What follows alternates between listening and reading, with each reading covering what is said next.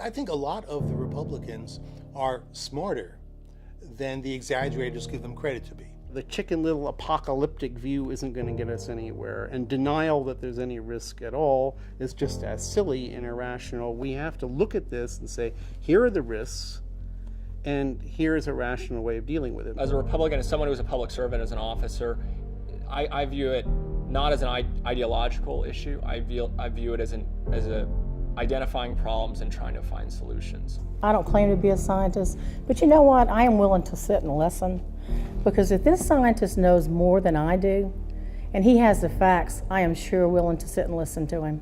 A lot of people, a lot of Republicans don't believe it's human caused, and I understand that. 2 years ago, I didn't believe it either. We have new results that convinced me. The facts really sort of overwhelm my ideology and overwhelm my political stance.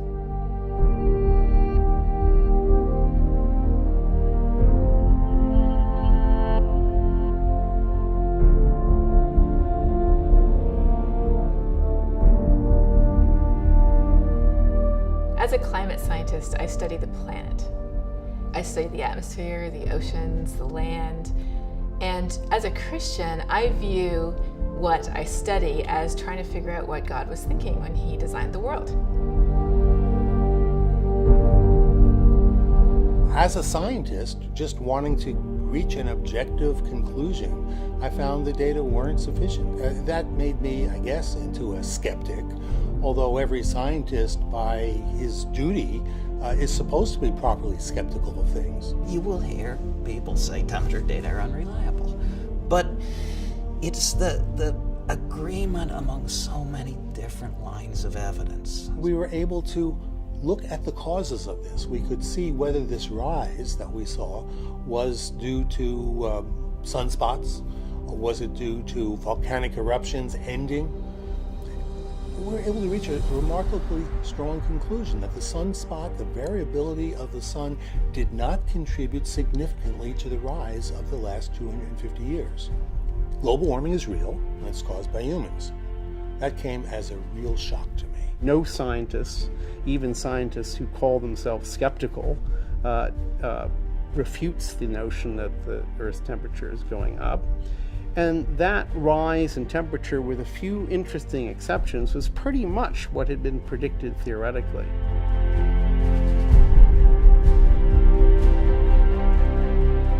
The physics of the atmosphere are not red state, blue state, green state, purple state, they're physics. We are changing the atmosphere by burning fossil fuels, and this has to have an influence on the climate. And we know furthermore that the kinds of changes that we're seeing are inconsistent with just natural variations in climate alone. What you have to understand is that without the influence of humans on climate, we would be cooling. We also know that if our temperature were being controlled by the energy from the sun right now, we would also be getting cooler. Is our snow cover changing? Yes, it is. Is the Arctic sea ice melting? Definitely. Are glaciers shrinking? For sure. We are increasing carbon dioxide levels at a rate that is unprecedented in the history of the Earth. And it's that rate of change that can truly be significant. The main thing we can say about global warming is it will be hotter. A world that continues to warm, a world where the impacts of climate change become increasingly severe, threatening our water resources, our health, our food, our energy sources, and our coasts, as well as our natural environment. These have serious impacts that we need to think about.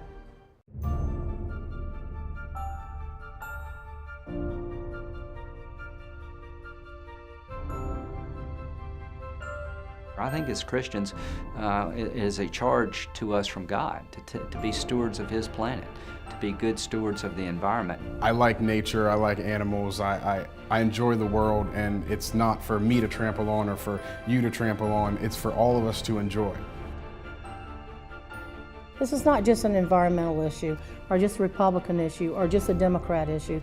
This is a family value issue because it affects the family. It affects the family every single day. And you know what? I think we should take it back from the environmentalists. You know, this should be our issue also. First and foremost, the Republicans were the ones that truly took the lead on this. Teddy Roosevelt is the one that created the national park system. Nixon actually created the EPA. Ronald Reagan talks about preservation of our parks, preservation of our environment all the time. George Bush Sr. actually brought clean air legislation together in a true bipartisan way.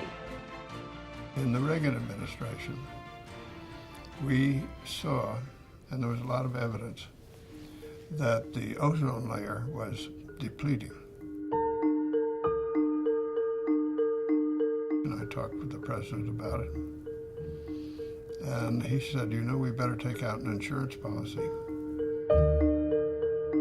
Whether you believe in climate change or not, I think every American should embrace clean air. Whether it turns out in the end that climate is not a problem, what will you have done? How will you have misspent your resources? You will have reduced fossil fuel generation, made your economy more energy efficient, reduced oil imports, and significantly reduced air pollution.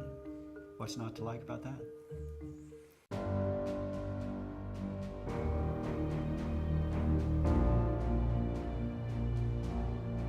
Dealing with climate change and energy coupled is a little bit like saving for retirement, in my opinion, which is whenever you start doing it, that's good. But all delay is costly. I think of myself as a conservative conservationist. I think there's a reason those root words are the same, and that it's really more efficient and effective for government to prevent problems down the road than to clean them up later. We know that greenhouse gases warm the climate over time, and that what we need to do is engage with the problem and manage that risk. On a scale of 1 to 10, I would put my worry at 6.5 to 7. It's probably a little less than most environmentalists. The truth is that we do not know the exact dimensions of this problem. They aren't knowable in any great detail, as with any future event. I think it's a concern. I think that a failure to deal with it will result in a less prosperous future. In the military, you don't wait until it's absolutely certain. When you've got an indication that things are happening, you start to take steps to try and prevent bad things from happening. If you wait too long, it's a fait accompli. It doesn't matter what you do. The sea level rise, which is going to require a significant amount of infrastructure investment. I mean, it's already in our future, and the greater amount of time we take to address it, the more it will require significant changes to reverse.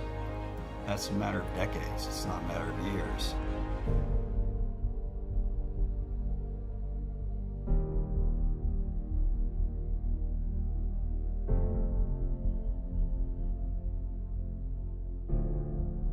I believe that increasing prosperity is the single best way to deal with climate or any other problem in the future. One of the ways that we would do that is to develop low and zero carbon energy technologies that can actually compete on a price and performance basis in unsubsidized global markets.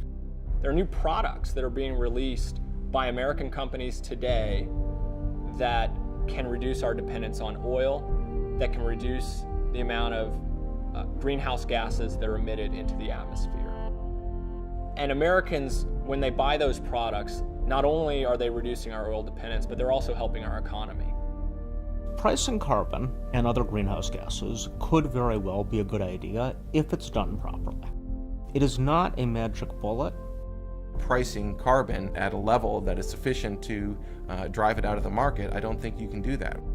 The real solution to climate change is to develop policies, develop technologies and energy practices that actually will allow us to reduce our emissions on a market basis. When we make clean energy cheaper as cheap as dirty energy, then we will deploy clean energy at scale. You don't need to believe in climate change to think that it makes good sense to do that. All you have to care about is the security, affordability, and reliability of American energy supplies and the health of our energy economy. We need to do a lot of things conservatives want to do anyway in order to deal with climate change. America is a fantastic country of wonderful innovators, and we can solve this problem. I got 3 kids and 8 grandkids. And so I want to leave them a legacy that they can look back and say, well, glad Pop took that on. We all going to have a legend. And my legend is I want to leave this country safe and clean like it was when I grew up.